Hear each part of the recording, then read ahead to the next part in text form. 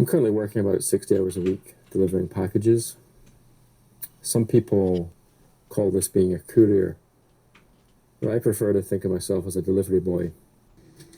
I used to work as a delivery boy when I was a kid, and as far as I can tell, the job description hasn't changed. So, as far as I'm concerned, I'm a 42-year-old delivery boy.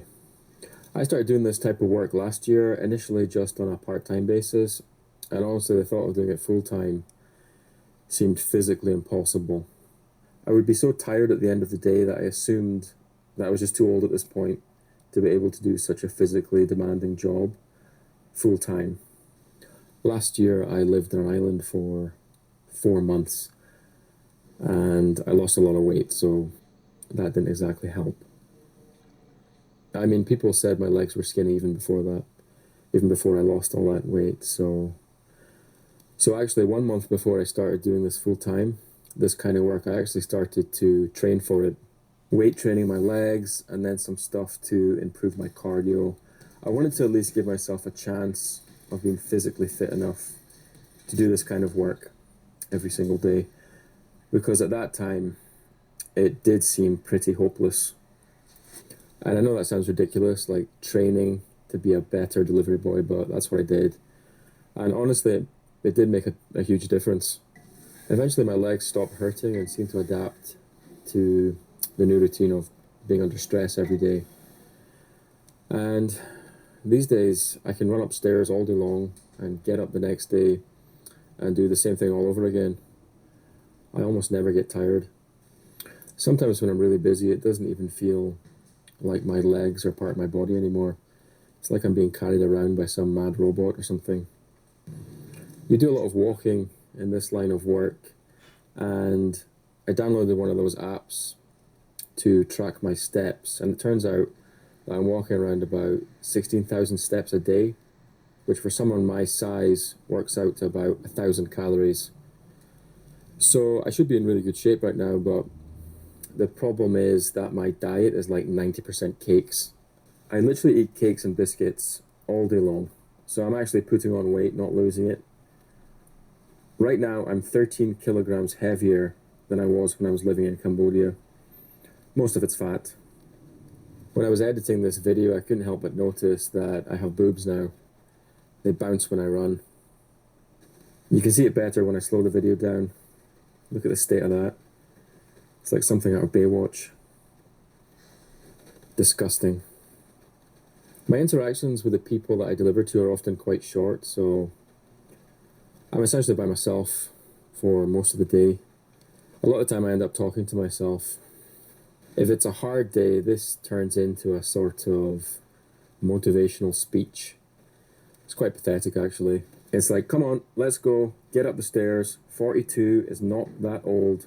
There's people a lot older than you doing jobs that are a lot harder. Your legs are strong. They're not as skinny as people say they are. But for the most part, I'm too busy to feel sorry for myself. And to be honest, that's one of the best things about doing this kind of work. You don't have time to think. Some people call that flow state. Other people call that being in the zone. It's like a sort of meditation, but, instead of sitting on the floor with your legs crossed, you are walking and driving and, sometimes even running around the city. Hours can fly by, and the only thing that I've thought about are names and addresses and where can I park and is that dog going to bite me? And how many stops have I got left? And is it starting to rain? And is my phone running out of battery? And then all of a sudden I get a minute to myself and I wonder what my wife and daughter are doing and if they're okay and when I'll see them again. I crunched the numbers, and working for Amazon 6 days a week and then Parcel Force on a Saturday is the most money that you can make on minimum wage. It works out around £41,000 per year before tax. I tried for several months to get a regular 9 to 5 type job. I think in total I applied to over 30 jobs and I was just immediately rejected by all of them. It turns out that it's a lot easier to get self-employed work because, it doesn't cost the company anything to hire you, and they can get rid of you just as easily. There are benefits to doing those kind of jobs. They're very flexible. You can work extra days if you want to, as and when. And it's also pretty easy to get days off. Problem is, it's also quite flexible for the company, so they can cut you at a moment's notice if there's not enough work. And most of the time when that happens to me, I'm already at the depot, ready to work, and you're just left wondering what the hell you're supposed to do with your day. I'll normally just go and sit in a coffee shop or something. The other day I went and sat in a park. I felt like one of those guys who lose their job and are too ashamed to tell their wife, so they leave the house every day at the same time just to keep up appearances. Those days are definitely the most depressing ones, but for the most part, assuming you get a decent route, this job can really give your day a sense of purpose. It's like you have a mission for the day, and when you've done your mission, you can go home. And, it takes you to the most random of places, which keeps it interesting. Sometimes I'll find myself in some yard or warehouse or factory or something, and I'll think to myself, I've just wandered into this building completely unannounced, and why doesn't that feel weird? And also, like, why is no one stopping me? It turns out if you're wearing a high-vis vest and you're holding a cardboard box, you can pretty much go anywhere, and no one seems to care. Some days you'll see the best, nicest parts of the city and get a glimpse into how rich people live. And then other days you'll be delivering to some of the most deprived areas in the city, and you get a real idea of just how many people are struggling just to get through the day. Neither extreme is particularly good for your self-esteem, to be honest. I prefer the days when I'm out in the countryside. On days like that, it reminds me just how beautiful Scotland is, and I feel lucky. You realise when you're in a service job like this that you've become part of the lifeblood of the city. You're doing one of these jobs that no one wants to do but that need done, along with the bin men, the bus drivers, and the guy fixing the road, and whoever else. I like to think of us as like the worker ants of the colony. We might not be as important as some of the other ants, but without us, the colony would collapse. And just like ants, we are basically invisible to the general public. We only seem to get noticed when we get in the way. Even wild animals don't seem to care anymore, whether I'm around or I'm not. Sometimes I'll come across farm animals on the road. I think they just find me to be a bit of a nuisance, to be honest. Seagulls can be a bit of a problem. If their babies are close by, then they'll swoop down and attack me, so I'll have to take refuge in the van. For a while I was friends with a fox that lived on one of my routes. Pretty cool, huh? Made a friend today. I used to share my lunch with it. It loved biscuits. One day I noticed that it was limping. Probably got hit by a car.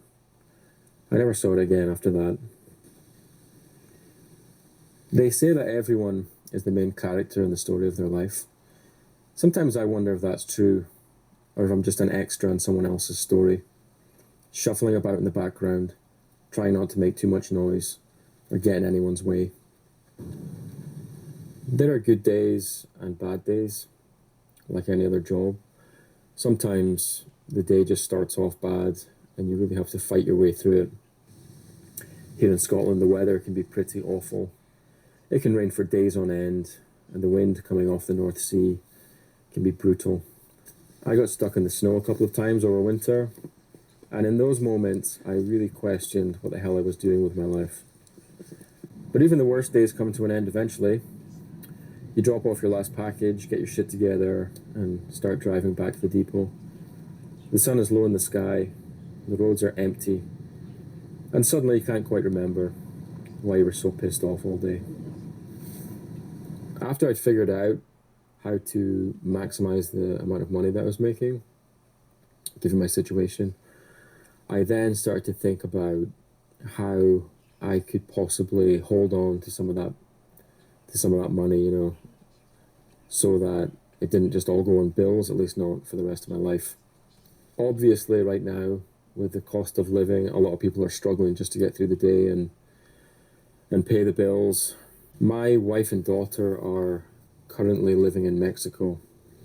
Long term, we're going to try and split our time between Scotland and Mexico, so I'm going to have to be in a position to save up money to pay for the flights.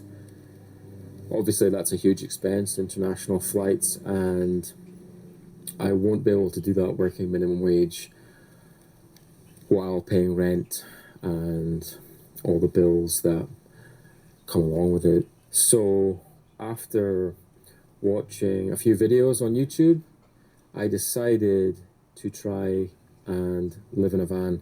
So I've actually bought this van here that I'm sitting in right now making this video, and over the last few months I've been converting it into a camper van.